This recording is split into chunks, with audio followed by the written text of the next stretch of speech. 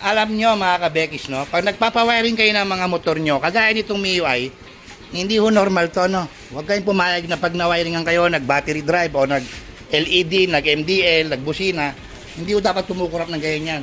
Naka-idling, oh. Black weight, tapos pabilusina. Yung busina, ikala mo naglalaro. Tumutunog ng inging. Dapat balance ho, stable yon. Black weight, oh. Pati screen ko nagkukurap.